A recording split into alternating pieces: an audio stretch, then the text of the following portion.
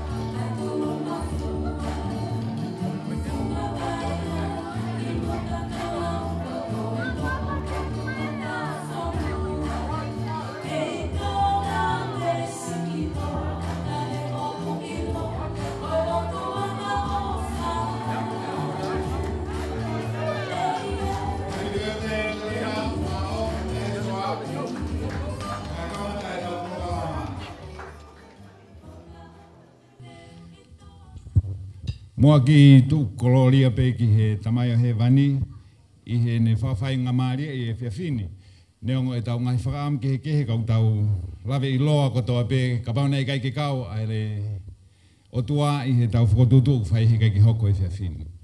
Ko e whiawhini whoko e tau I he ni ke katoanga'i ai ka ta ua taha o Angelina.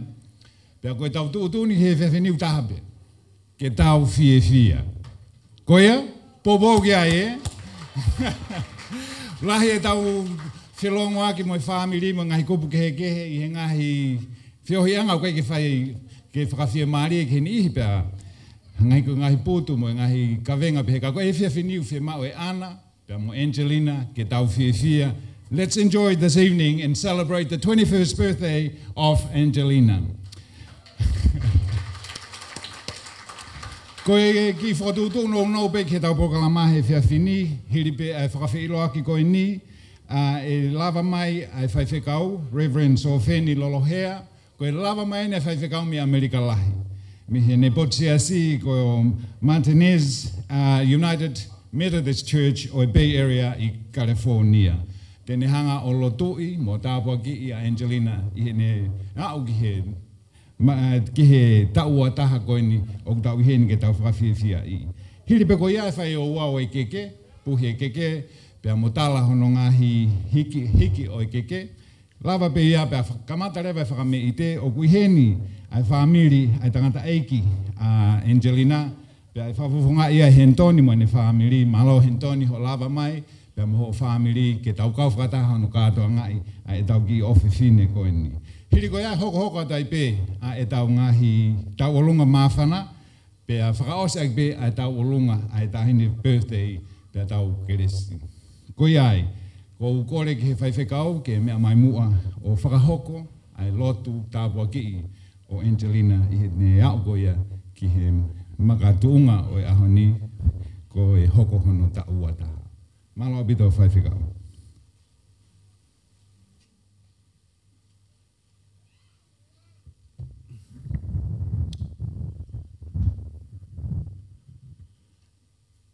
Kore whamore at bege masi. Whamore bege koe ka whaiwhikau wene.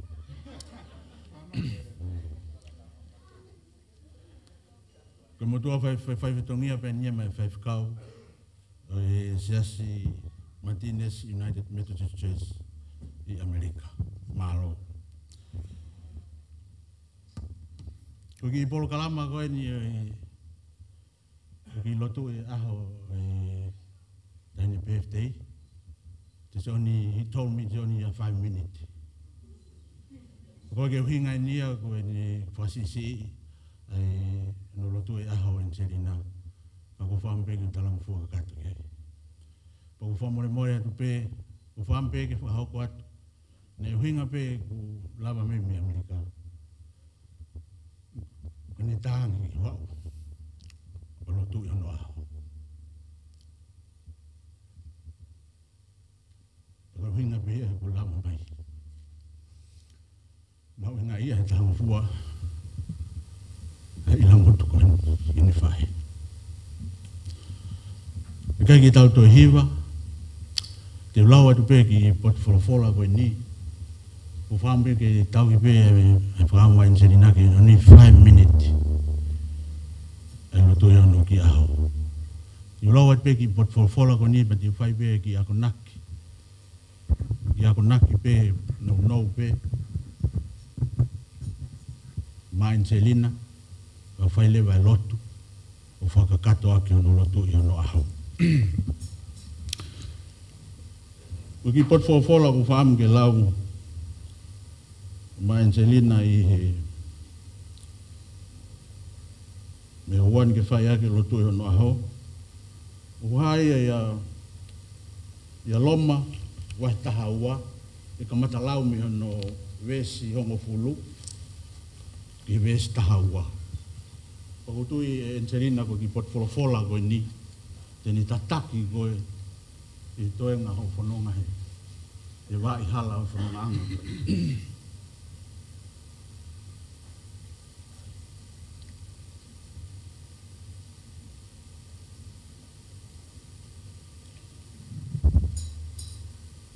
Ai ke mooni o mo o wha, ai ke mo whihia ki he toonga kowi ko toa pe, kai pipiki e ngā toonga ko toa o ku tāu.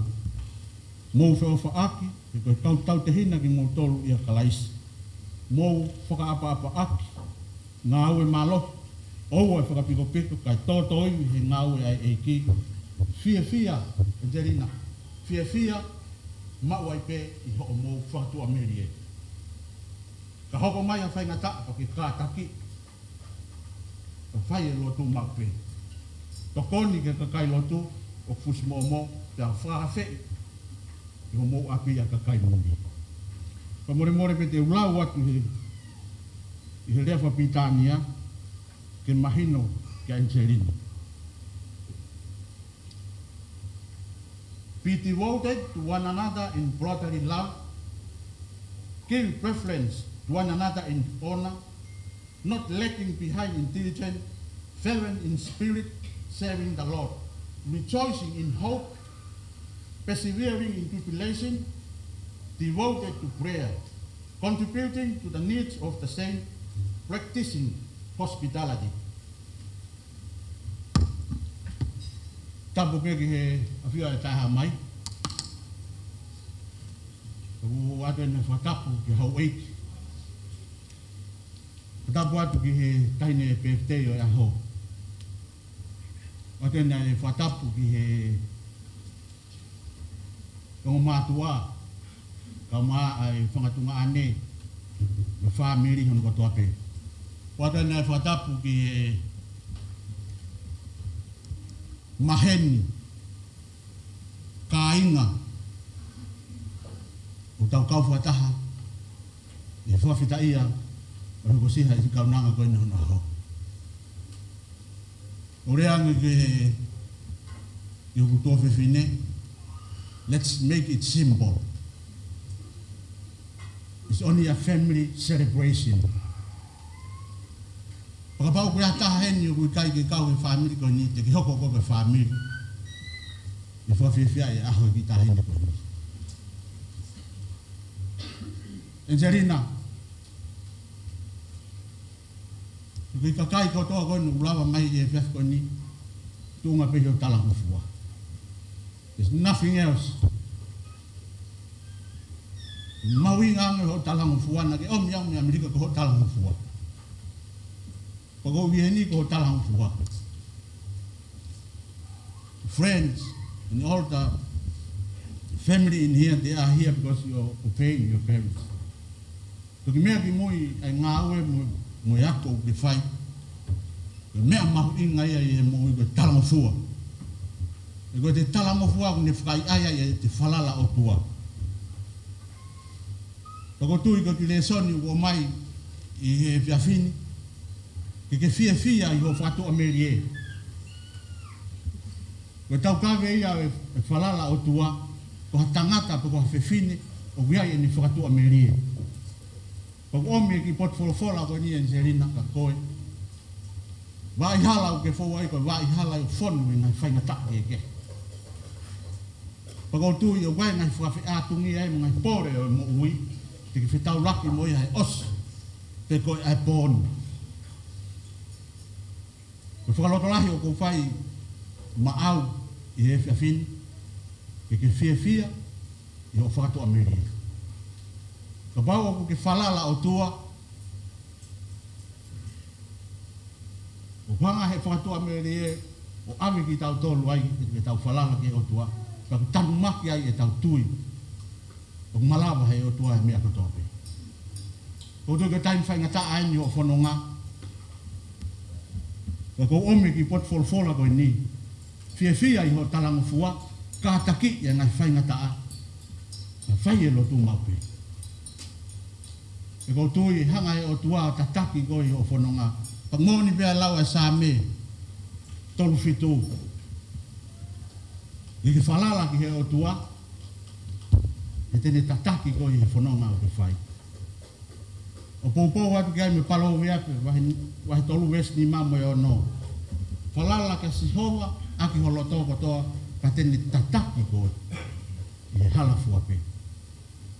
O na ngalo ia, e ki potfolfola ko ia. Palo weape wahi tolu wesi ni mamo e o no. E te whanga ia no lau watu ki whanonga ki ai, ke lue aki ho whanonga koe ni, iaha aho, o ke whiri ai he taha, ke hoko ko ho se pani. Te lau ati ki potofolofola koe ni e sehina, ke alu moia, tawa na ngalo ia koe.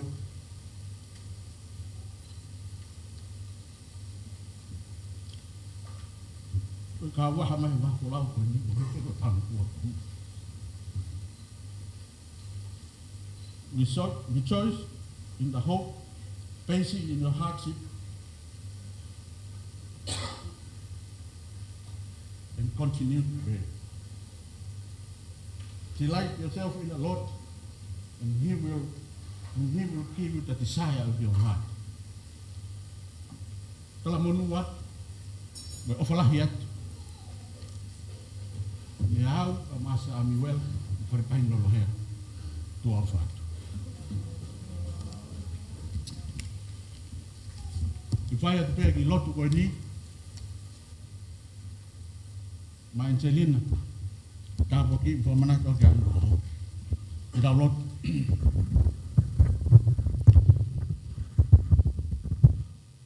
O toa mafi. Koe anga e whanonga o kumau whai he mahamani koe ni. Pako misteri ia e ofa e whihona. Ue aho ke whanangalo ai ke whanau mai ai kumau tolu ki mahamani. Pako mawhamoni e hon, ai mahu inga e ofa e whihona. Kamoni nei hala whanonga tau eni ua fulmata. Ai whanonga mai ai kaunanga ko eni. Nei kai honge whainga ta ai. Nei whekuki ia i aho moe pōko toa pē. Panai aho ia nei hawiringia. Ai aho ia nei whapōpō uri. Pea nei aho ia nei langi maa. Panai aho ia nei tu taufa.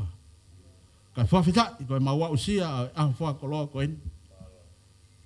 Koe ofa atata pēa whiona. Mori ke mama o ha mau tau kawe ku mau lawa ha mea. Penai ai ha poto ku mau mao. Ke mau kai haase ai langi o ia whiona. Whawhitai ku mau tukulolo ko toa pē. Koe ope mai ai keresi ai a whiona. Ko lawe monua ia si kaunanga ko eni. Whamiri, mo kainga, mo maheni ko toa pē, mau kauwata. Ia malu e whare ko eni, koe whakahonga i e ofa ai a whiona. O mau whakamo oni, ai talango fua ai kaunanga ko eni. Kana tae aua, ai au mai ai keresi ko iaki e kaunanga ko eni. Koe moni he ke mau kauwata. I he whiafi ko eni. O mau loto e o tua, ko hiako ki kaunanga ko eni. Pangoni pe, ai wholafola e a whiona. Ko ia une whakawai ia, o une hake aki. Whanau wai au mau whai ke kaunanga ko eni ke tuku. No fo ia ene mo ia tango fua. Te koe hui tu e whanonga au mau whai he mamani ko eni. Koe mau talango fua ka kato atu ke te koe. Pea mui mai e mo i whai lau ke ne tekelere ki mau tolu. Ke mau wofi ki he a whiona. Ai tukulolo e mau mea ko toa peka mau talango fua atu ke te koe. Si tāpu ki na mai si kaunanga ko eni. Hala whanonga ka mai whenga ko ni whai. Ka mai whamiri mo i pōpō o whai maheni. Mau loto e o tua. Tuke loto i e ka tāpu aki. Pa mo i kerese a whiona si kaunanga ko eni. Whakapolopolo ia pa whapulo aki ia. Lau maria e a whiona. Ke hoko pe a ene mo ui. Ke whakahaa atu koe māsima ki mautolu mo i maha mamani. Ke whakatolonga e le leiko toa pe. Ka mai langi o e a whiona. I whanongonga mau whai he mamani koe. Tāpu kina mai aki mautolu ko toa pe. I he whare koe. Ka pau e whai ha fiefia. Ha whiohi. Ha tala noa pe ko hape a mea mau whai. I he koe. Tuki hasino mai e langi o e a whiona. Mau loto. I he kerespe ho tau eki o whalahi o tua o tau tamai. Whiohi pa mo e lau maari e maani oni. No whai mo mautolu. Ka mahe kaunanga koe. O na hiri. Ka whaipe o tangata. Amen. Malo.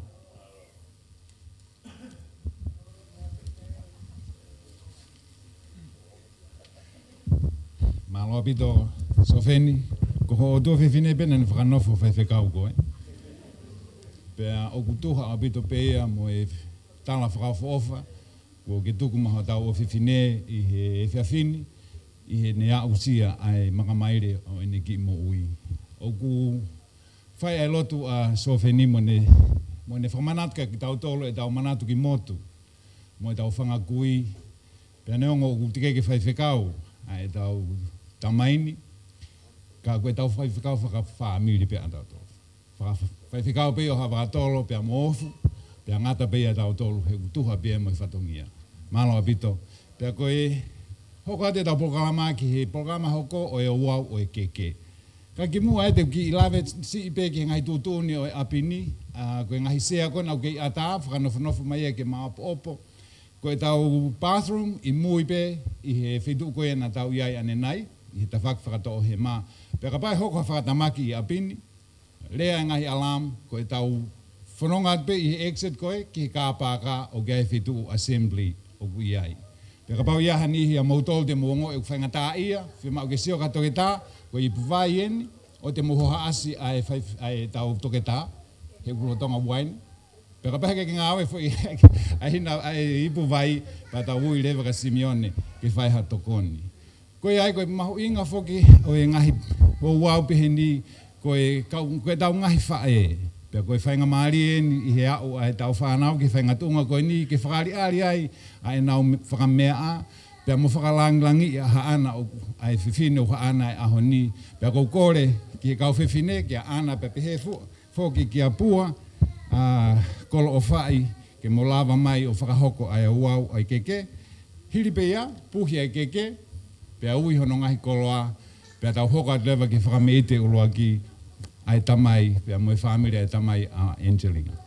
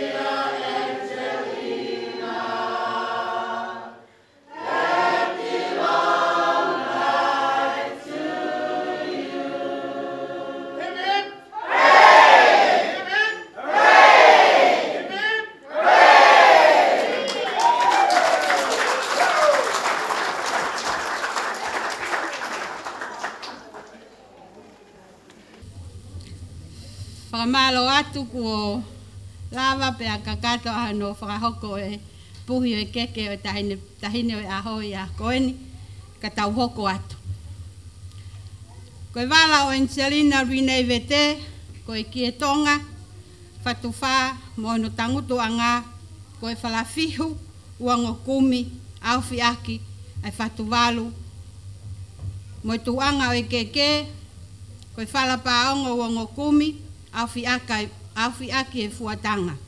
Koe keke uluaki, koe keke peia o tahine o aho, Angelina Renee Vete. Koe kaunangani, o ki kai ke iai hano mehi ki tanga, ka ukuloto lelei pe ke fuaki ai keke, mo ngahi koloa, hono tangutu anga, pe mo tu anga ai keke, ma ai tamai, ko hento ni Vete.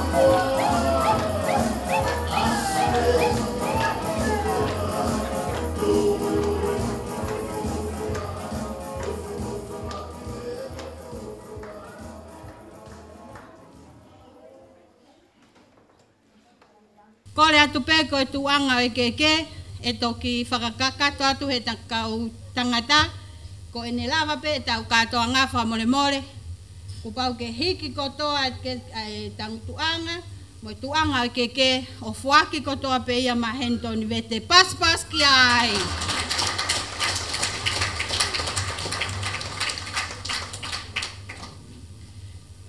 Koe keke o noa, o fuakia ke fahu ai fae a Angelina Renee Vete, ko Pauline Suli, pia moto ia takula.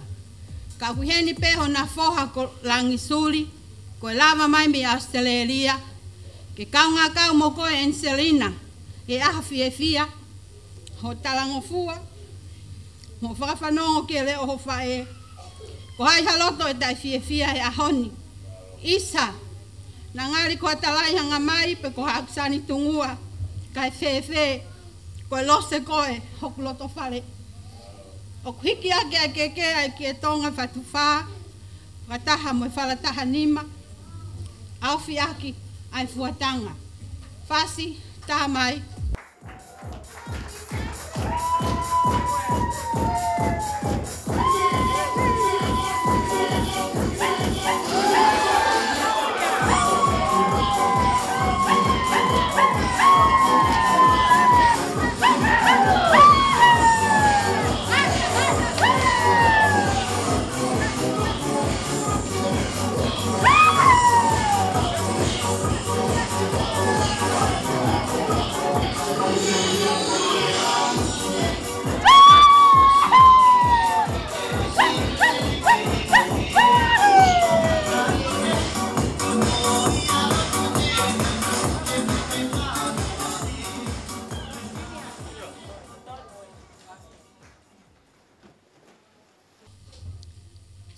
Malo, koe keke a no tolu, koe keke ia tangata ai ki Fiema'u, na ne whakahoko pa mo whakakakato, a lotu o ho wani, pea koe, na, o hiki aki ai keke, ai ki e tonga whatuwha.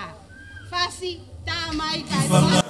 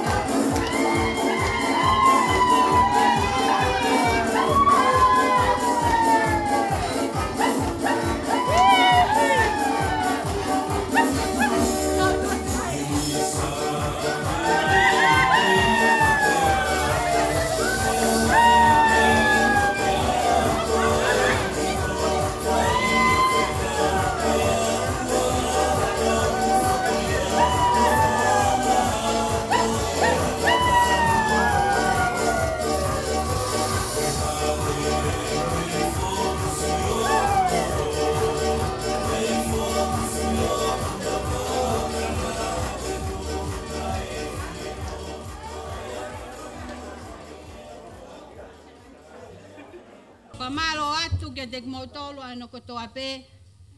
Ko ngata angae o e whaifatongia ai singai whae a Angelina. Kai hoko atu ki ono fuaki a ano ki, ka mou whamone more. Ka pau kui ai ha mauto no no. Tuku peki mautolo mo mauto no no. Ke urele moia o whakarelei, mi tonga mama. Ka mauto pe a elelei, pe a ofa ke whaitao pe kina ki mautolo he eiki, ko si sukalaisi. Tua lewa tua ofa, eiki atu, malo.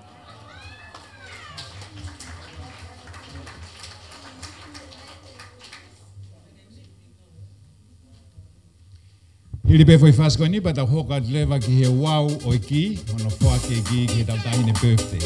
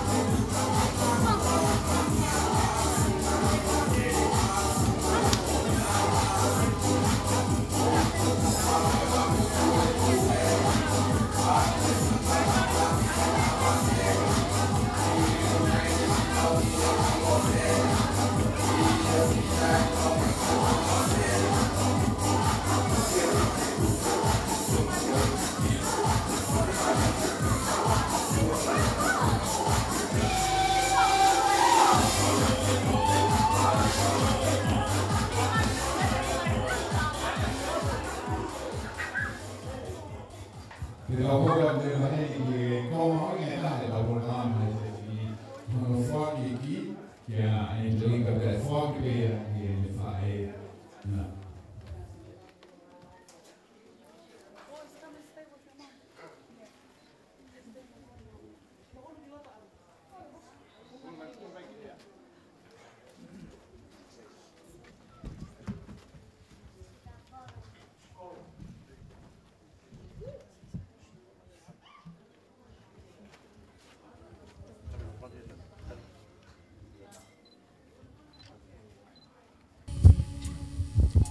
Kore me katapu kai.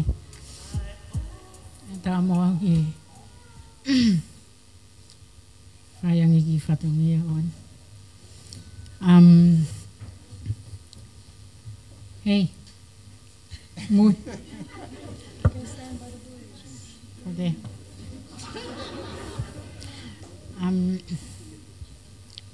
Angelina.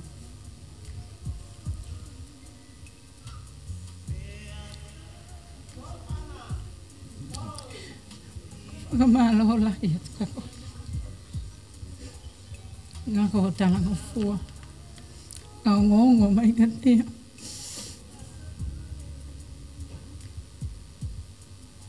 Tawene wata. Kifa ngongo pe. O fa feta ebe ki egi Angelina. Ngako ne omi haloto yate ko. Iki talang fua mai katia. Talang fua i ngai. Whana ko tō pe o whai atu ki ate ko. Ako whakamalo lahi ki he o tua mafi, Angelina. Ko rea pe he ahoni mo sa me watonu.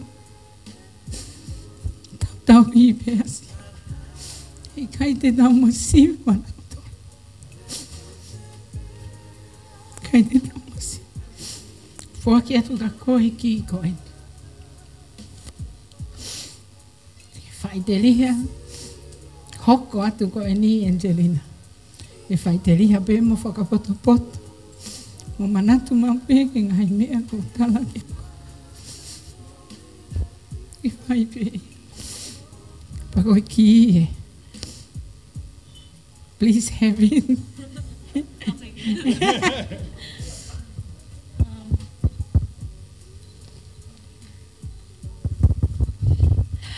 First, I just want to say thank you to our most gracious Heavenly Father for bringing us together today and for blessing me with 21 years of life. Mom, I want to just acknowledge you. I thank God for making you my mom. I wouldn't be here tonight and reaching this milestone if I hadn't have you by my side for 21 years.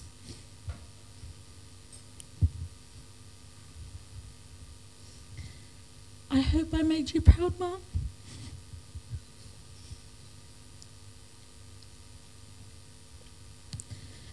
From teaching me what's right from wrong and reminding me to always go to God to thank and ask. Being your only beautiful and kind and loving daughter has been a hell of a ride. I'm so grateful for the 21 years I've been with you and my brothers.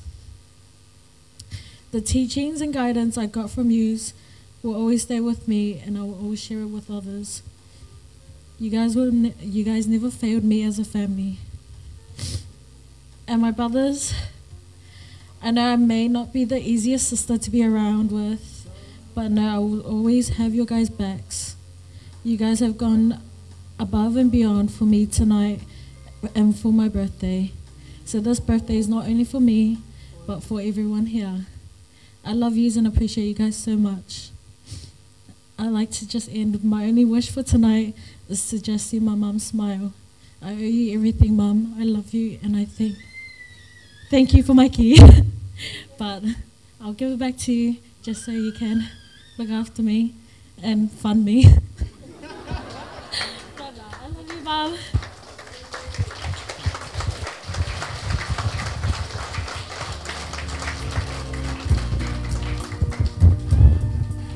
e mea whakafo ofa moni ka tau sio he whanau talango fua. I na wau ke mga tunga koe na mo ui. Fua ke nau tawa taina mo nau ki ka nau te whakafoki pe ia. O kui he ni whaka u wheloake a Angelina he taimini mo ne kui si ana.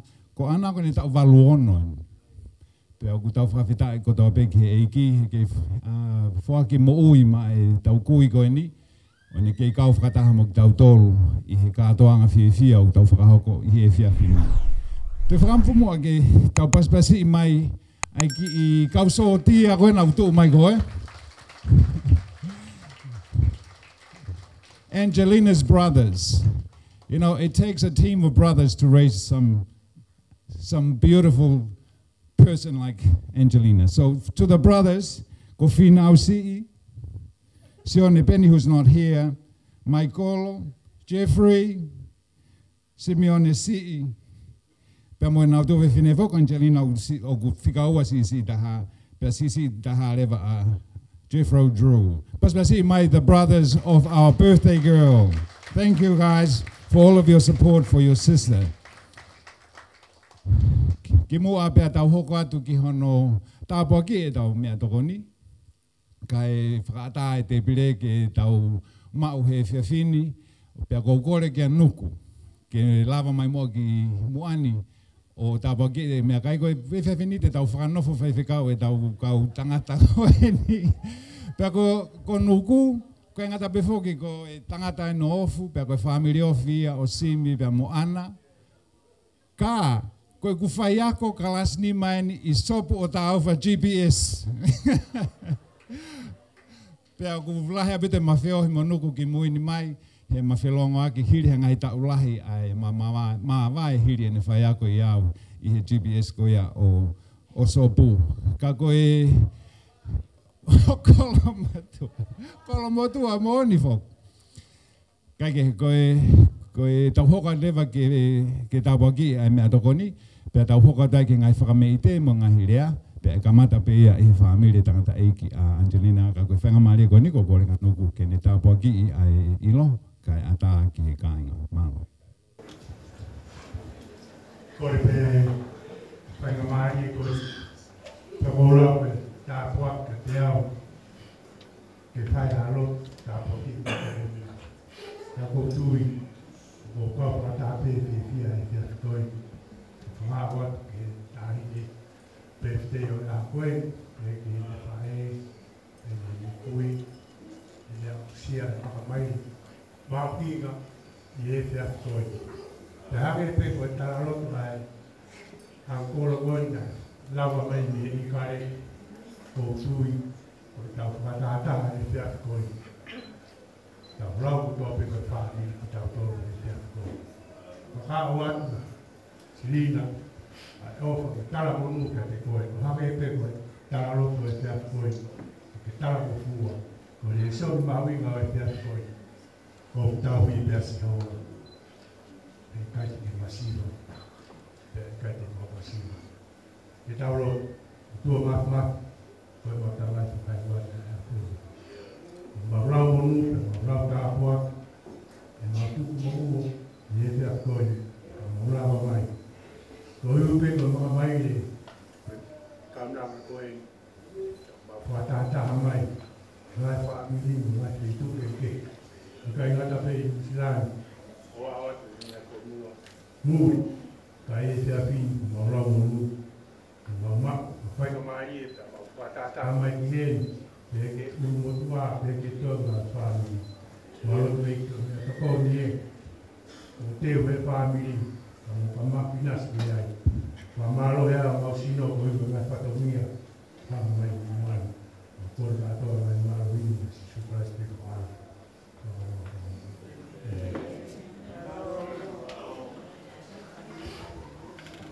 Malo, ko ata e te pire, kapau ko motol ko ya ko fiatu i he matapa, kapau kamata ki motol homo lava tu ki pafei.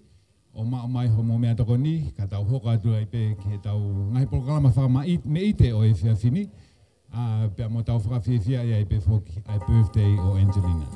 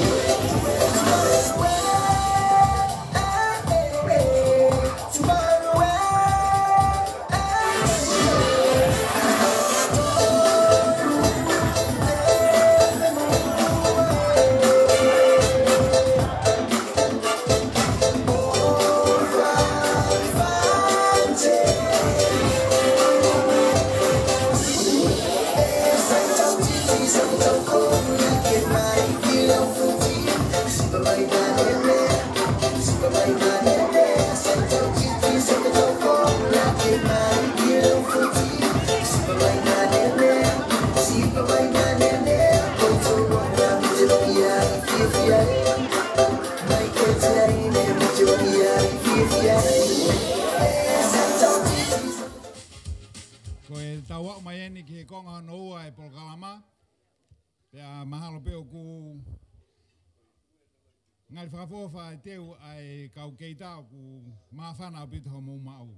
Ko e tau konga o noua, ko e whakame i te ia pa mo ngahi rea, ka kimu a ia. Firstly, I want to take this opportunity to acknowledge those of you who are not fluent in Tongan. Thank you for your gracious presence to join us in the celebration of Angelina's 21st birthday. First of the acknowledgements are the family from Australia who are here, especially for the birthday, and we want to acknowledge Sina Violini and your husband Alan for coming all the way from Melbourne in Australia with Eleni. So thank you once again. I know you visit quite frequent, but this is very special for us that you've joined us for the 21st. We want to acknowledge Pam.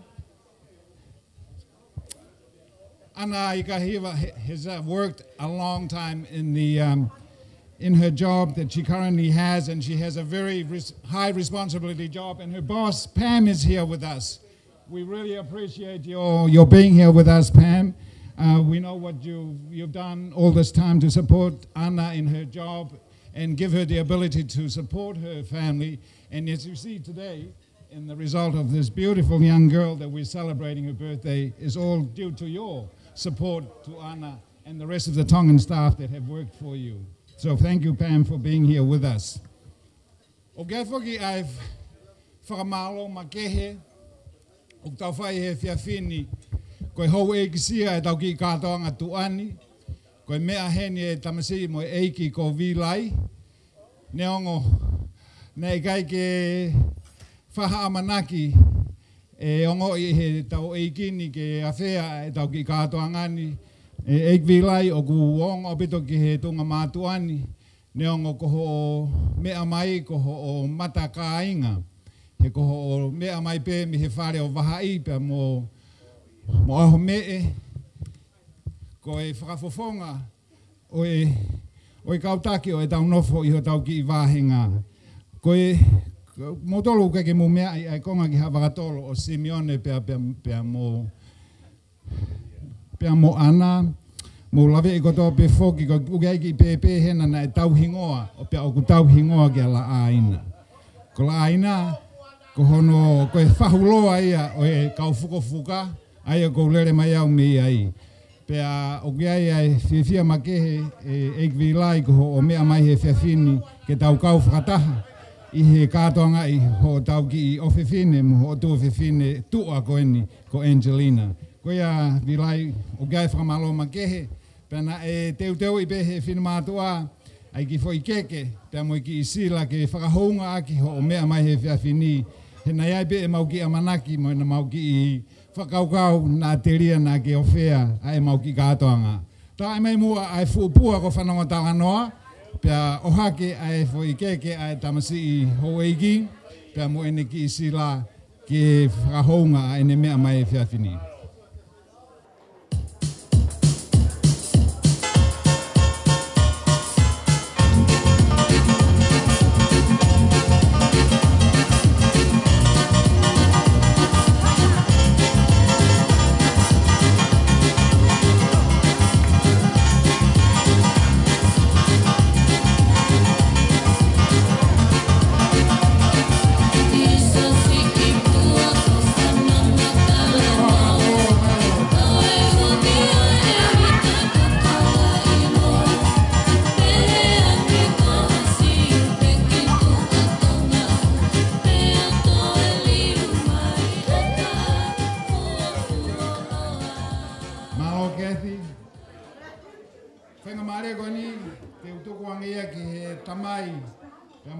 Tamai o Angelina ke a Angelina Vete, ke ni lava mai whiawhini, ke ni whai atu mua haki i rea whamalo, pia pehe whoki ki hono whakaawa e tau katoanga a whamii te he whiawhini a ke tau olunga.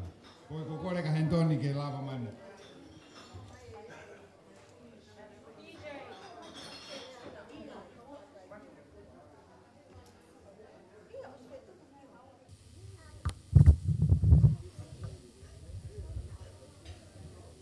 Kore ni whakatulo atu. Pea moe whakataha e ki. Kai tuku ke whakakata. Ai whatongia ko o maako. Ke utongia ai e whiaf koeni. Ko ulau ko e koloa pea moe tāpuaki. Ke ulau e whatongia koeni. Ka ki mo ia ko utamua tuku ha whakawhita i ki heo tua mafi kune awhio i heo tau lotong. Pe ku whakatapu ki a vilai pia mo hou eiki. Tala ki haa moa mo haa matapule. Kai a tāmu au ki whakakakato. Ai whatongia koeni. Pe talanga tātu ki he sola mo e bulangi. O ku tau o lolo i he malu e whare koeni, ko e taumua, ko e birthday, ko e talangofua. Pea aku fiefia ai family, pea aku fiefia ai taha kutoa pe aku he malu e whare koeni. Ka lemba ke ki lawe no atu, ki he tupuanga. O ki family koe ni ko mo mea i be. Mautupu me he whikao no e whanau a Orakei, ko motu ai o ko Angelina Vete. Ko mautupu angai. Ana e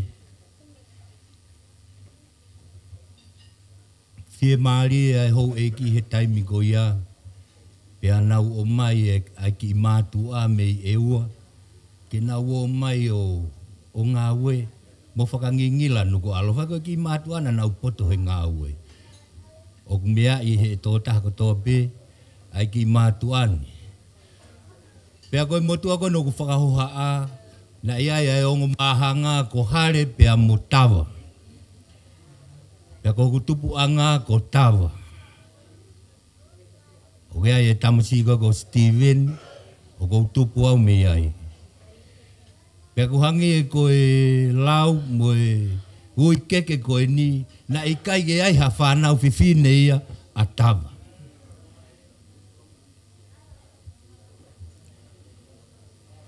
Kana e whai pē e maungahi whatongia o tuku pē ke alupe mo lusi. Ai haa vete na mau alupe ke lohu loa. O ku kei whai mai pē wau mai ke ahoni. E mau kei tau. Tauhi e whamiri. Ai anga e mau tuu, mo anga e nau tuu. O mai ke halasipu. Kai o mai o nofo itari ewa o whai e ngā ue. Ko tawa koe na ne whai koe ai whai wā. O ave ke he ungahi kolo. Kai lere pia tari ewa. Ai nei kau e tangata e ki. I he whakalere e pisnisi. Ai koe ka mātua koe ki mātua pisnisi. O ku mou mea i pepe alawe e tō taha kotoa. Ai ki whamiri ku mau tupi ai. Pahange e kau kai ke mau fuu as. Ki mau tōlu ku ngā mau tupu ia tawa. Pea lahi pepe nei si mālolo pea tawa kono ta uono ngo full tupu. Si i pe ia.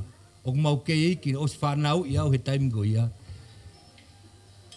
Pea alo ku tamai o toi mari ki hawhewa mo houma. Ke moko puna mo unga tonga.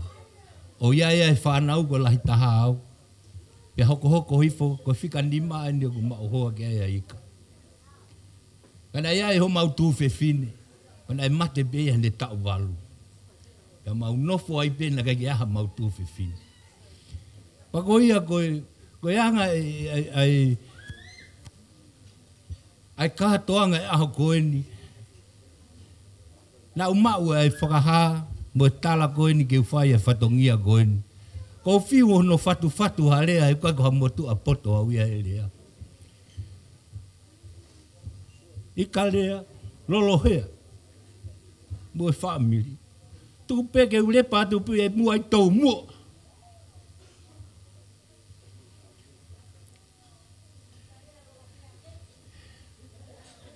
Tō oia e koe.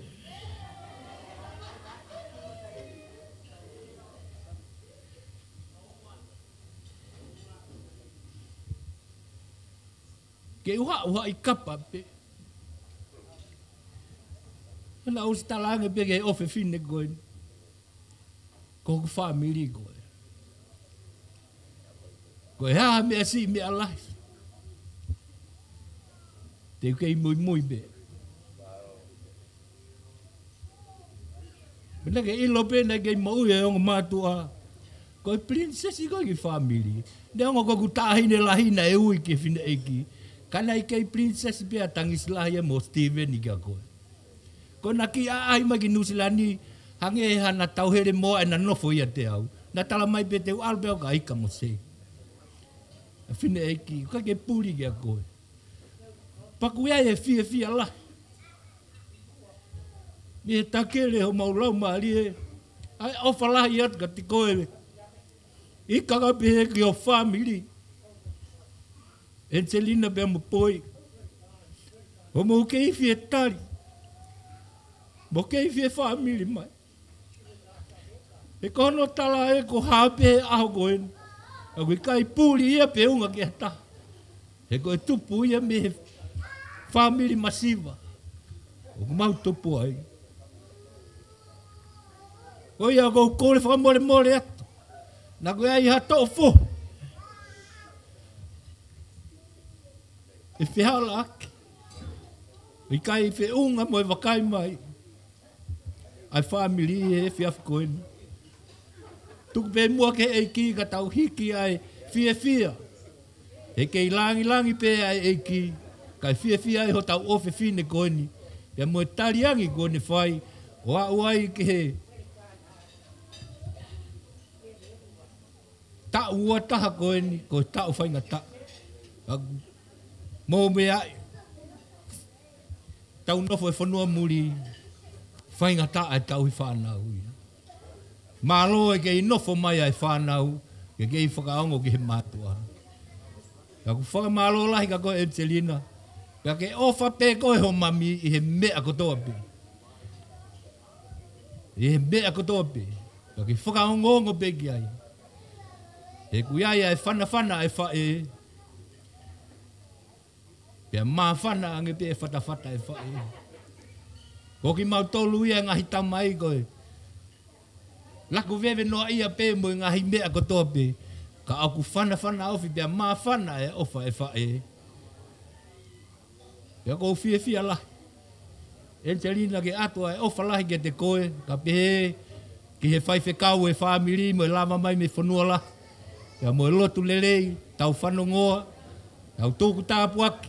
Mo e kloria ki he otua mafi. Oku ne afio i ho tau lotonga he fiafi koeni. Whakatau ange ke mou mao. Ha aho fiefia. Ku tau o mai ai ke whakamooni. Ai tāpuaka e otua. Ko lawe ai ki whamiri koeni. Koe na kuiai ai ki whakameite. Nei hau peo talamai. E lawa peo whaki whakameite bautanga Angelina. Kai ko ha mea ia ku whainga ta. Koe haa peo lo tō koloa peke ke fiefia. Koe ki whakameite koeni, koe ki whakameite masiva be ia.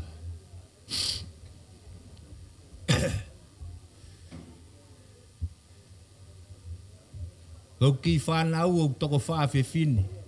Toko ua tangata be. Koe ki tahine sisi taha beni. O ku ke inofo moau.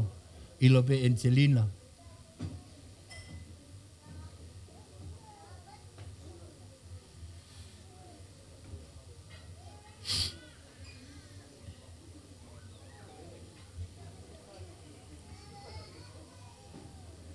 Ngau e kau lapa ko ma ho afo ke kolo ko guli fiai. Alapa. Ka ko au pe ko lo to lahi ke mari ki lapa ha ko pe te lava e kau lapa.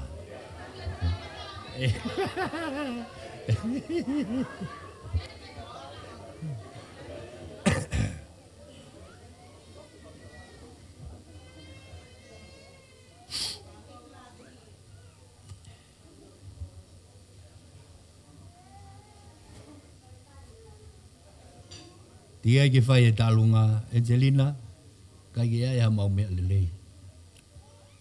Mau hau pe mo e ofa e o tua. Ko lea ka goe ko ki tola taha kon ko hau moia. Ke ilo pe ko masiva au ia. Ke ha o to o ki tola taha ko ni na alawa ai ha o ki fo i kapai nu ho alu ke he ako. Mo ai ako ho tiki te pasi. De ongo ke alu pe ko ho mea lele. Mo utu ake ho ka. Ako ko le whamole Angelina. Ha o to o ki tola taha ko ni. Ma au ka tok whai ai talunga.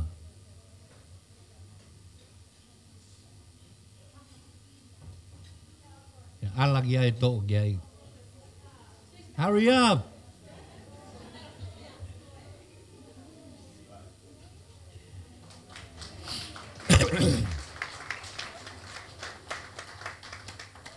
DJ ko mau be. Lewe malanga kau tua ofa atu ai.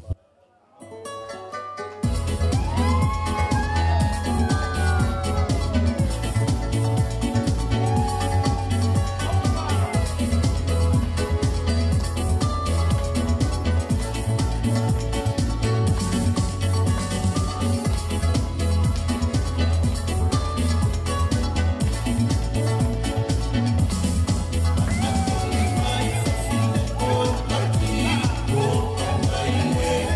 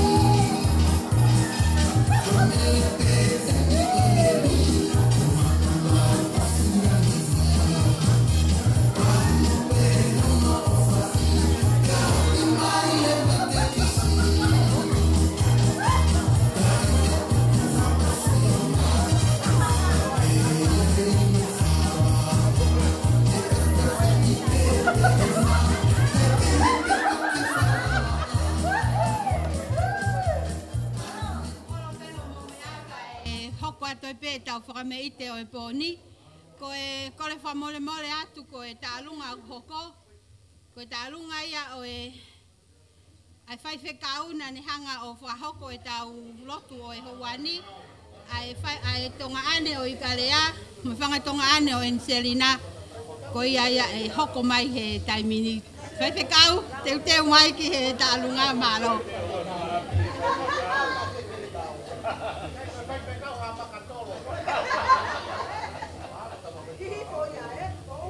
Kata ke whasi, tā mai malo.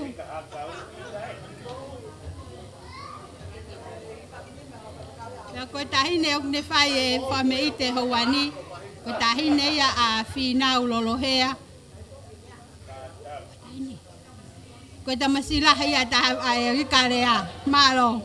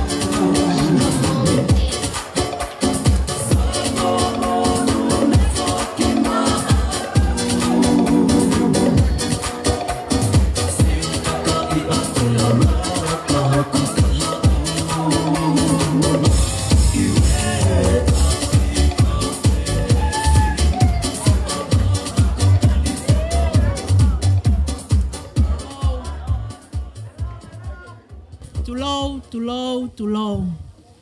Kau hufanga atu he talamalu he ko ose no afakan me muani I he o wau ko kamata ki he e malanga o e aho Angelina pea o ko kore ka kaimaya ke o mi mua ata whakata mai mua au kaimaya ke whai ai ki whatongian tuan. Ko mo tolko ko ke mo ilo iau ko hoku hingoa ko vai haka ki he mate. Ko hoku hingoa ia. He? Ko ia. Ko hoku hingoa ia ko vai haka ki he mate. Pea ko hingoa ia o ku maua ki ho mau ki motu me kolo whalahola. O ku kai ke tau I hoku hingoa. Mo lere ke api ko vai haka ki he mate o mai e moe. Pea ko kore ke umalu hange ko e whakatapu ko oso nau whaki atu. Kai na e whai whoki e kai maia ai whakaawa ko e family eiki o Angelina. Ka ku pehe peho tautala. O ku iai e family eiki. Pea ku iai mo I peito. O e tahine ko Angelina. Pea hange ko e lau. Ko ilo I pe ko e kau kai maia ko nau kata I mai au. Kai hange ko e lau.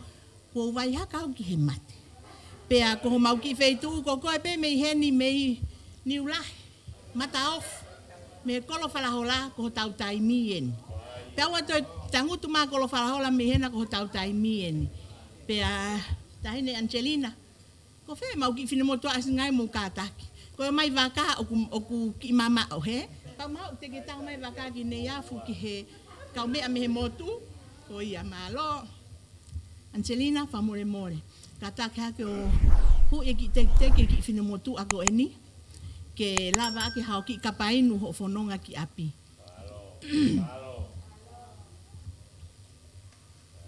Pea taki mai pe he e tangata eiki o e whamerika ko e hingoa whoki aku eiki. Iyo. To iata ia aku eiki pau peke taki mai e Pauline a to iata. Iyo. Pea pehe pea nga ho mau tala me kolo whalahola. Pea o hange pe ko whakarea na e whai nai ni ulahi mata ofu pea mo kolo whalahola. Ko tau taimi eni. DJ, ta imai e...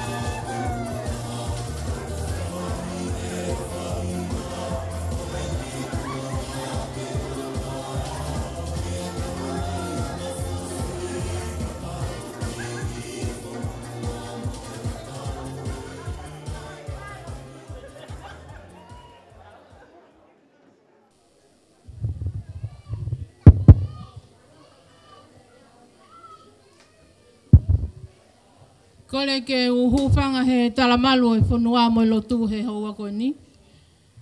Ka e ata ke whakahoko atu hoki I whatongia tu an. Ko e kulele mai me he sia ko ka whoa.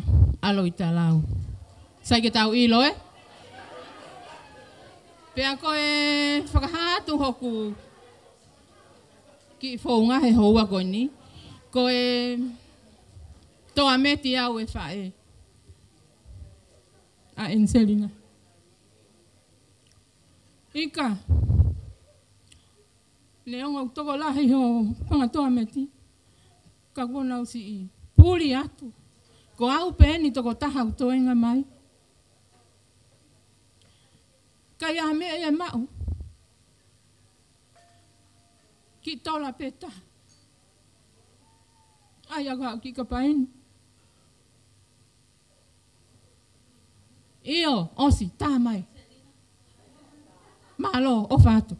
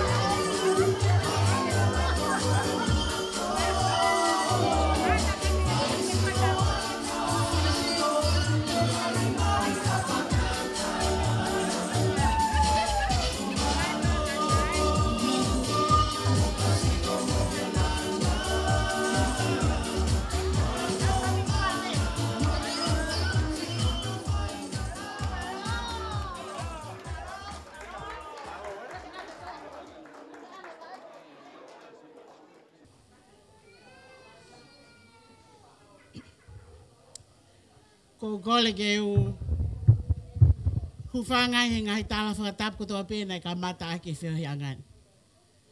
Ka e tukumu ake whakahoko ata ki whatongia ai ki whakawhiawhia ba ki whakabeite koe ni. Ko lawe I pe o ku I kai ke lawe I hataha ki whinemotuan. Ko I kulele mai me he toa hola. Pe au alu ek manako tangata o au ki he kolo whala hola. Pe amoi fast moi afi. Angelina, masiva hoku nima. Pea koe masiva he masiva ange whaku. Kaya mea mao. Koe ki whinemotua ko ne whakahoko e tau o lunga a mai kolo. Koe ki tola peta. hangi koe lawe ho o whae tangata. O kui ai peho mea lele ke whanonga i ki ngā ue. Alu pe me ki tola taha o kumi aki ha o whakamoko moko mo utu aki ho ka taki Angelina. Alu hake peo hui whae te riha. He ki whine motu a kok tau olunga. DJ, ko o mau pe tā mai koe kau te wai hakau ka ika he ahoni o whae atu ai. Ko ia pe malo.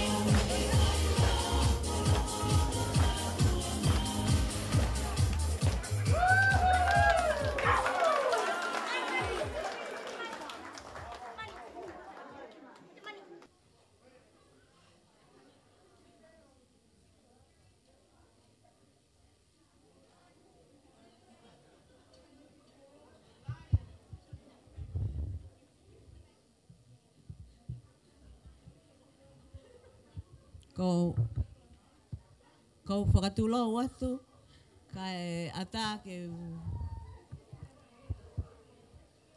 hufanga whakatapu ka whakamalmalu atu he ngai whakatapu ko tope ko oso na whaki, ka ata ke whakahoko atu au. Ko kuhingoa, ko whaneola tike tu iono, ko taha pea e toa meti. Kau toa me tien. Ai o kuiai a te vita manako pea moau. Pakaeanga peheni. Ko mata alunga ko kore atu ki heni ka te vita manako. Ke hao o whae ta alunga. Pea koe kau neafu kolomotua kau taoa. Ko tau taimien. Te vita manako sita laka mai he nake manako angi ki kolomotua ko uhinga ko iyo.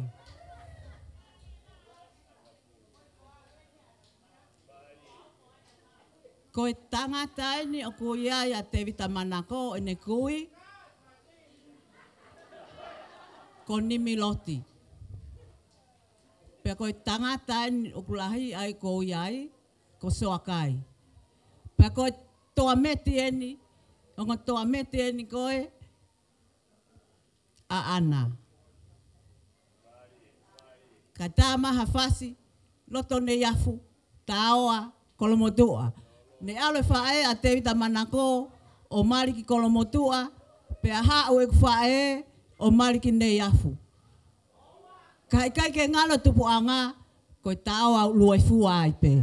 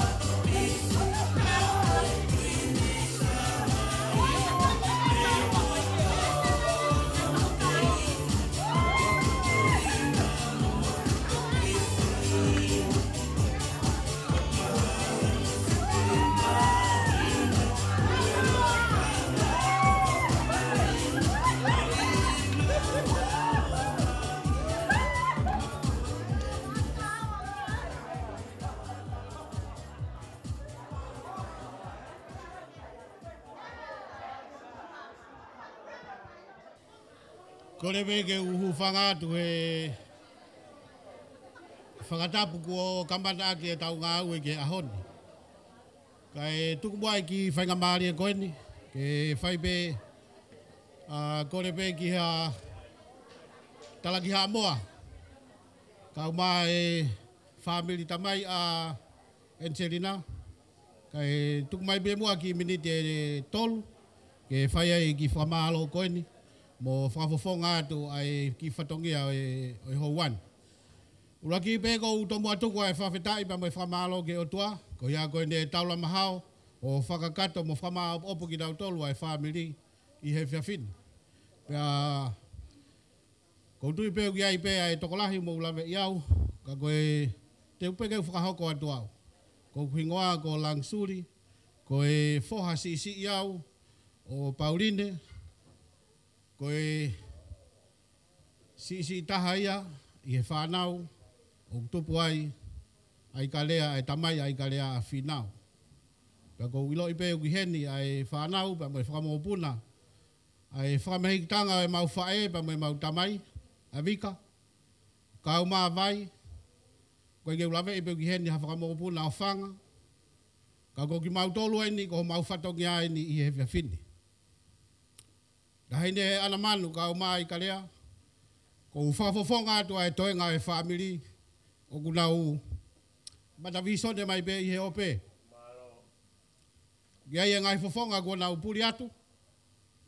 Ka wika i ngalo ai kolo whala hola. Isa e fupua ko whanongo tala noa.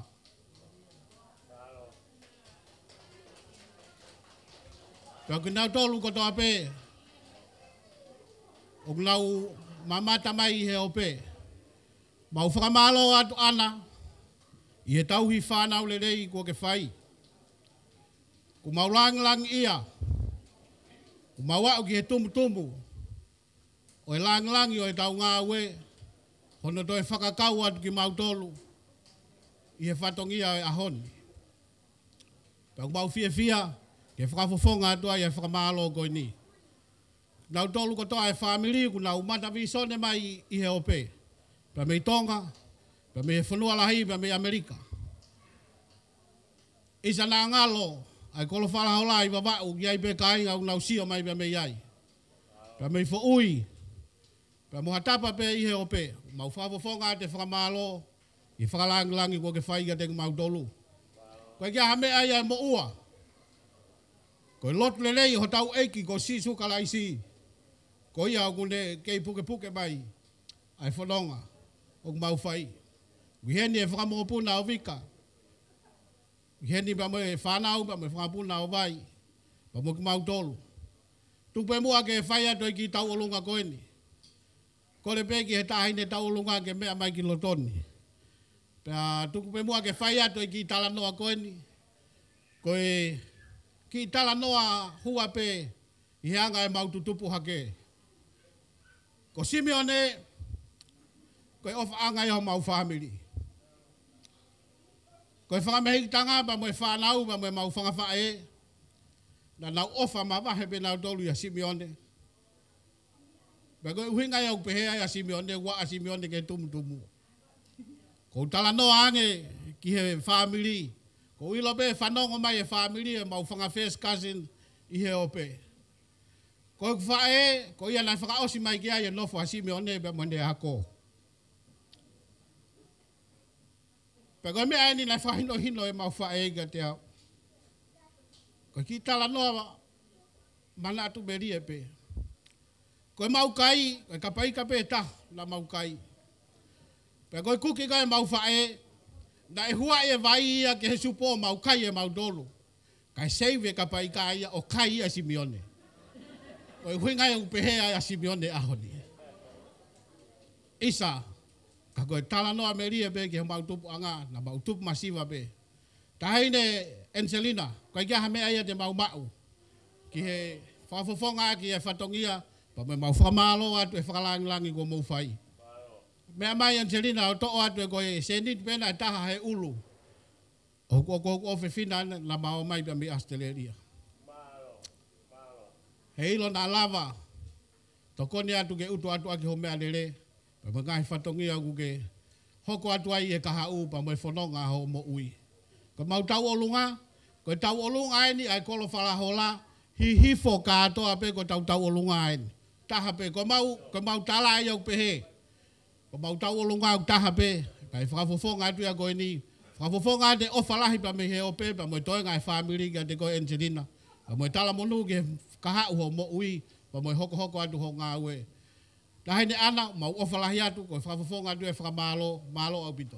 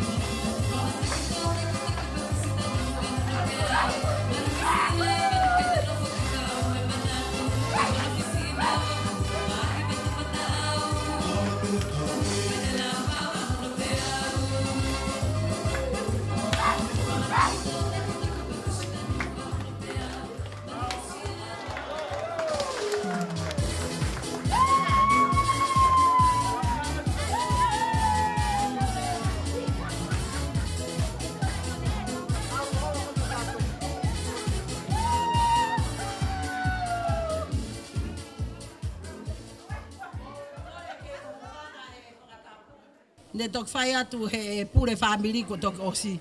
Whakamore o kwa ka ki taurunga make he nia ka koe. Koe ki tui ka hoa pe nia na fai mai me mataofu, me face ofu. Ko ia maurere mai mo ia me ikarea. Pa ka ataki o toho mai a ana kiloto, toho mai a ana man kiloto. Ko mau ki mui kolofo ko kui ko mataofu, ko matai a ofu. Pea o ku mau matawhare taha pe a mo ikarea. Tare mau tupu. Mo ana mo finau si mama ta finau kai toi pe ana pe ko fiefia i karea ne nge masiva ka ko lava mai he ahoni melelupe lava mai ahoni mo hakitui me tau ki fufa ko tau fangi matata hi e falahola ke fakakahoa ke tahine ko Angelina ka ataki ka ke mea mai kiloto ke si ate ku kitui ke fakakahoa ke ko ke ngalo mafatui mo finau mo ana he mautupu hake me lupe whakahoa Angelina. Pako Fiema'u ke toho mai mo ana kiloto, toho mai ke tawako Angelina, ka mo ka ataki pe. Ko ki whine motua no ku whakahoa, ko te mare te heimuri, ko takai wha ko motua ka ko keisi tsenpau i ofu. O kui kai pe ke ngala e kolo whalahola ia te au.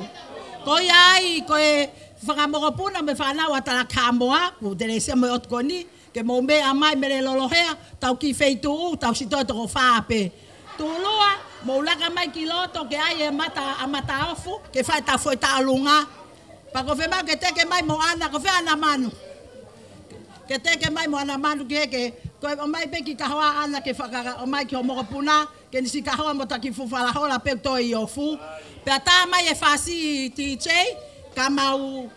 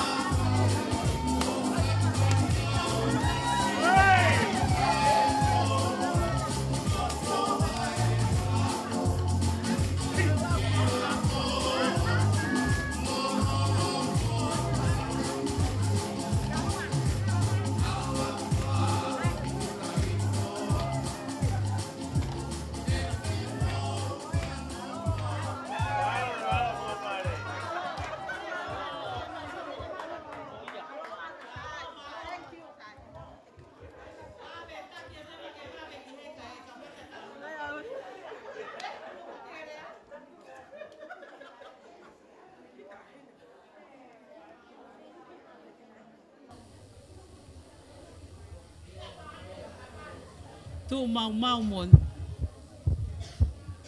Ki mua pa whahoko mau ki taolunga. O ko kolet ka nei kalea ke ne lava mai mua ki muani. Pea ko ki taolunga ko ni. Ko ki taolunga a Maria mo piloti. Ko e foi tokotolu foko ni na talu e ku tupu hake mo ksio ia nau tolu he nau alu holo. O a upeke nau wa umai ki heni. Nau mau whanau. Nau kei whetakai holope. Peko e, wesa, ko whea piloti. Ana.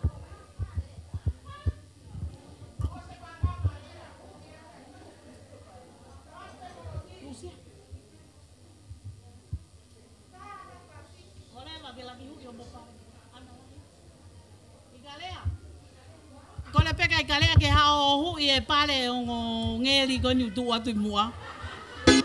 Ko e malo e ku hao mo na wa ke na sia.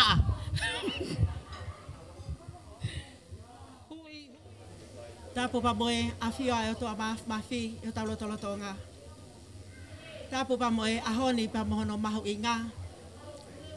Kai mai a fa mole o me ha ku ngofua. Ke ukawa te pata mo fiefia. E o whatau hi ko whai he mafi ma Angelina. Pane au sia. Ai maka maile. Na mo tau e o fulu mātaha o ene whanonga. O ko whakoutua i ho pangai kai maia i e ahon. Ka kutoka takele i ho kuloto ai honga ia. Pea ko ho mautala e ko whai e moaki waihaka ki he mate. Kai whakahoko atu pē kai maea. Ko e taha pēni o e ngahi holo anga a Angelina. Ka koe motua na e whakanofo pē i he ahoni, ko tangata whaiwhekau ia o e whehui anga ai whamiri. Pea o whakaheke heka mai ai, pea me he i ka le, ai pōpoaki tala monu a Samiwela pa mo whare paini, mata ele lolohea. Angelina, ko e siliva pe mo e koula i ka e te mauma. Ko e mea o maumau, e whaki kotoa ia ma au he ahoni. Ok masiva ango ai family. Ka koho mautala, hange ko ia ne whakahoha a. Ko e mawo o kuni ma mo whakataane me he peito. O tali ai, ha o fola ange ka maulele o tali mo hapai. Kai kia ha mea mo ua Angelina. Ka kumi e masiva, o tau potu taha e family ko e ni. Ko e mau koloa ia, he mau tau Fai'aho, ki he mau ai kololia. Ko e ki motu aena, ka koho ki motu ana ke pui ki ai, ke nerele mai ke tali, mo hapai ho aho he ahoni. Pea ko ena kotoa se o mau iwi Angelina. Ofa mai a Samuela, pea mei Amerika. Whaamu ma Samuela peange mai, na aku mau e mahina pa mo e la a ke foto mai ake. Kai pango ko whakangata Angelina, ko e masiva. Me atu, to o ai ki se ni tina, i kai whiunga ia. Ai ake, hau ki totongi pasi ko ku ao ngā pe ia. Paka i kai ke whiunga ina Angelina, o ato e motu a whakataha mo ki mau tolu. Whangawhae a Samuela, o mau heni kotoa. Atu kotoa ki mau tolo whakata utu he sitou ke Fai'aho pui. Lewa e lea ka tatau atu.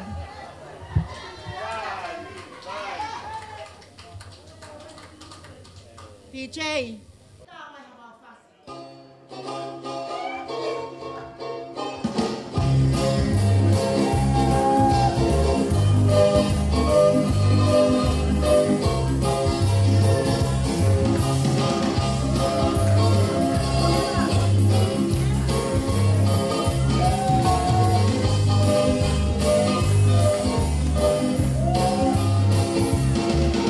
Mai ki wa loko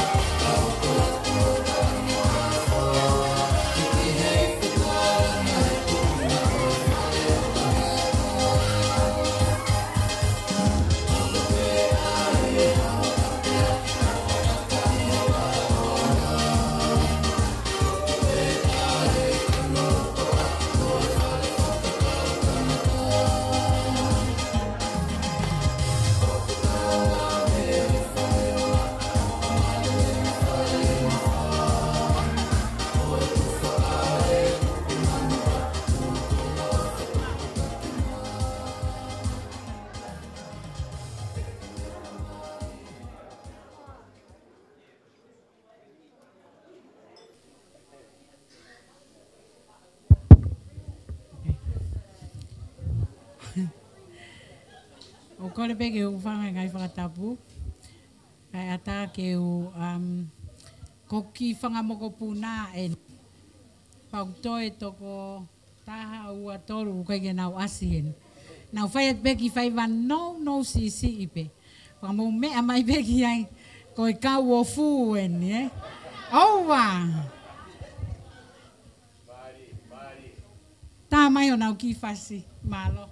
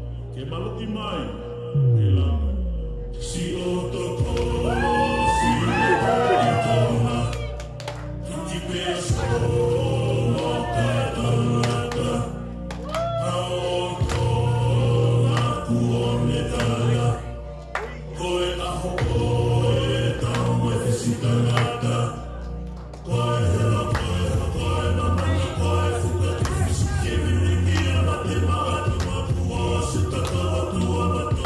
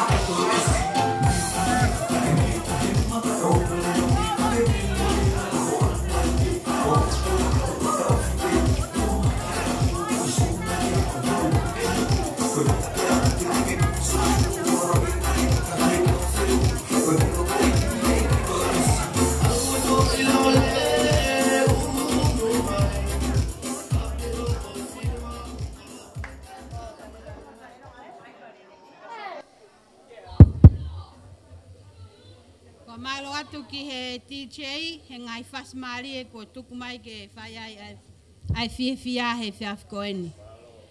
Ko e tau whakameite whakaosieni o e whiafini, ko e ta alungaia o e tahine o e aho, Angelina Renee Vete. Pea ko hono tu uanga,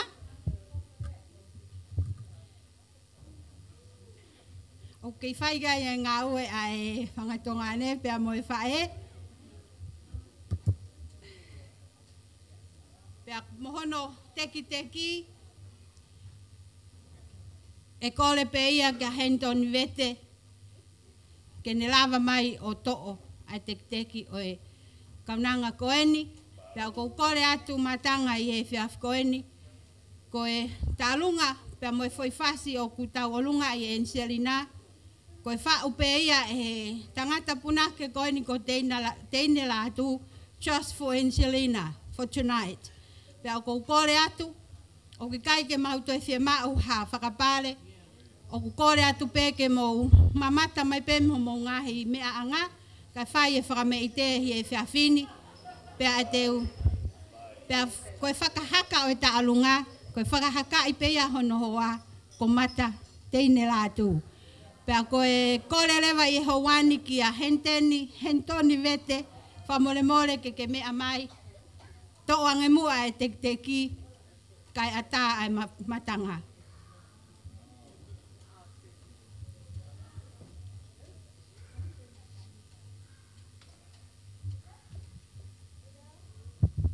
Tuluat.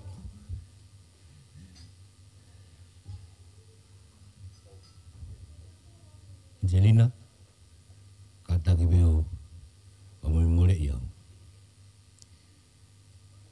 Koe kai ke wha pare, koe kai ke wha ui pare. Kai tuku bea ke utu ake ai ka Angelina. Angelina malo whalang-langi iau. Au whahoko atu, nai tau mia ia te au kata pamoi mole. Nau hin bea moi moko puna o pitalahi. Tahine ia alupe na mau hau. Ko fahu ya. Tahine alupe ko apita lahi. Ko fahu bea oku. Angelina, ki fa mole ya, ko te talangata aba ko. Ko en ko fakalea i kai fa fakapare, pa i kai be Fai'aho i pare. Leva malanga. Tatawan.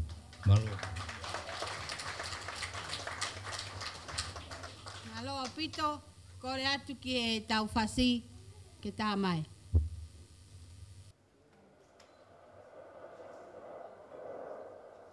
Tulo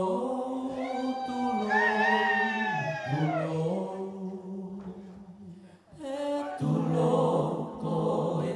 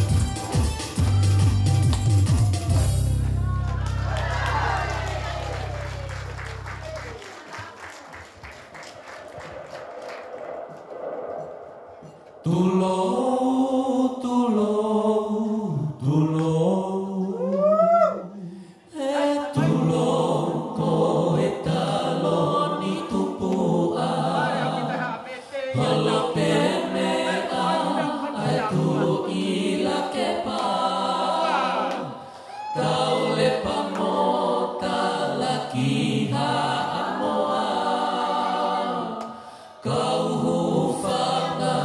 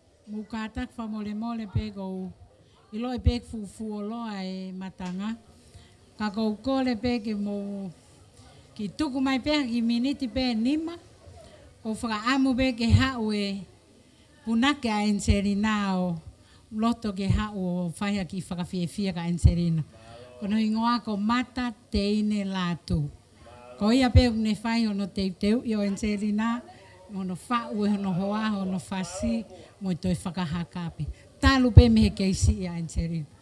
O go whakamalo ben ka matai ni fiha ne fia fini ke fai atu ki tau olunga ko tau olunga pe ko en fiefia pe mo fe kaunga kau mo Angelina fia kon. Kai yung ma ya wale fe unga ame ki to ko wa ko kako loto pe ke si mea hau mata o hau ke ko puna ke ni nane ma we polifesi ta we ne hongo full mo ne ma we mea ko tau olunga ko polifesi ko mata la tu en pa ko no hoa ko te ne la tu ka pa mo fie ma ke fa mo fo hiva mo fetutaki mai ka te au ka hanga talange ki maloma kole be ke fatul wa hanga ana fa o vale ia na kai ke te ki ha na kai ke te fai pro kala mani ka tu pe ke talanga fu ape ne honga kai ke poto he ta olunga. While I'm talking, DJ, family mole, kumi bange ai ofa me pele hage pai tene latu. Family mole pe kau fai at pe haki miniti pe ua I he ua feta havalu na e lavanga Angelina kole ke ako ni kita olunga. Panaya ko ya malele at kitonga o makau heki Fai'aho ya he mishelala e kauleka o ma wai Angelina ki Fai'aho hi go ia e Miss Tina e tau olunga e wafta havalu. Pea ne hoko ai pea lalanga ai e Fai'aho o hoko pe ko hataha e ngai whae ohi a Angelina.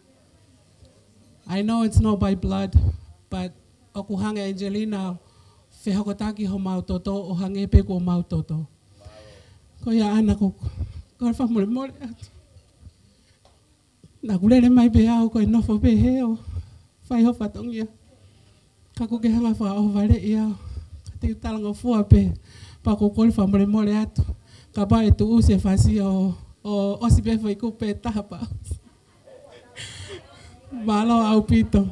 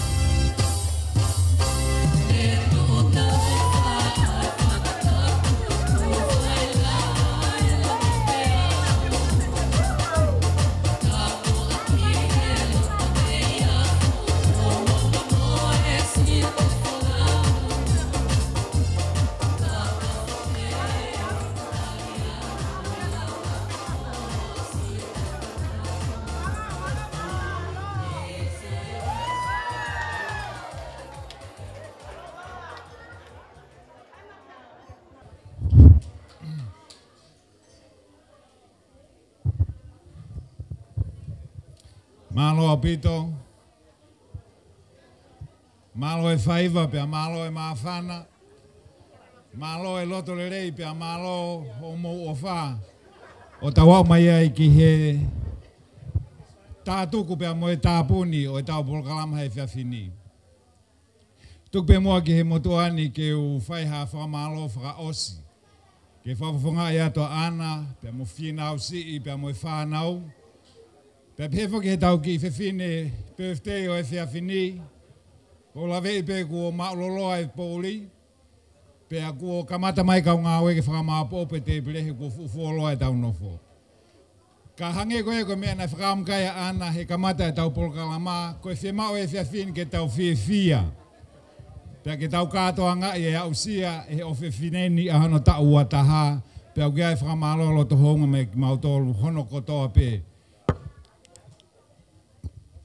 Mua ki tuku pe mua e whakamalo ma kehe ki tamsiko vi lai. Ho o awhea ai ki katoanga tu a koeni. Pea neongo ko ho o mea mai peki ho o tuunga mātua whai whatongia.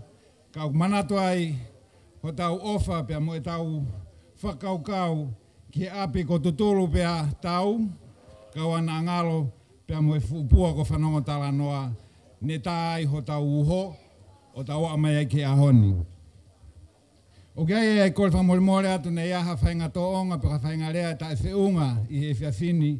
Ka koe whaka osi e tau polkalama ko mahino ai lau maari na tau whaia ke katoanga'i ko fiefia. Me he miniti pena tau kamata ai o au ki he mwhame i te whaka osko ni.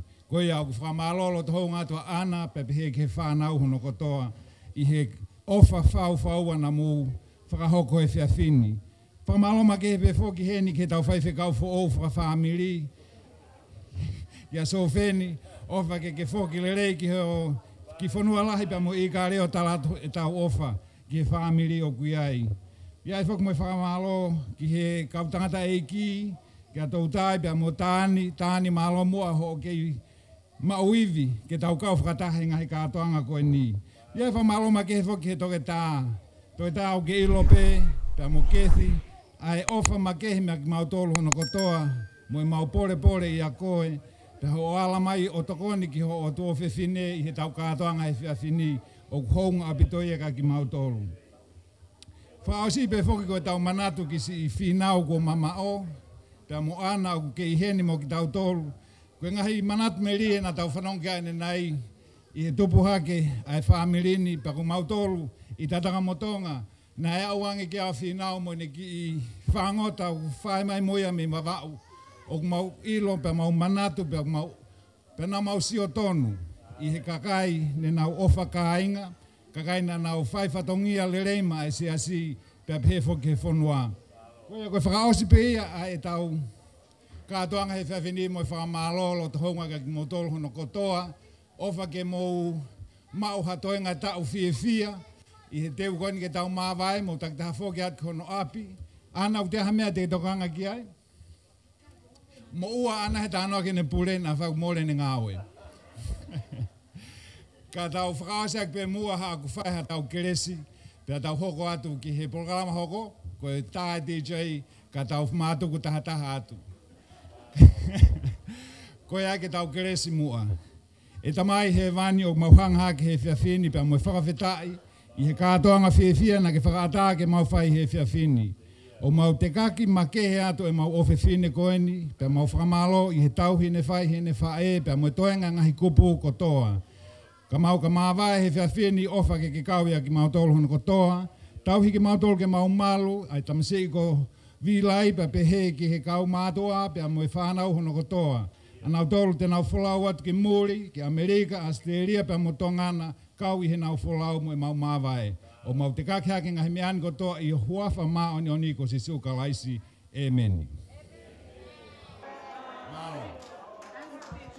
DJ, tā mai ka hoku kuri ka kuri.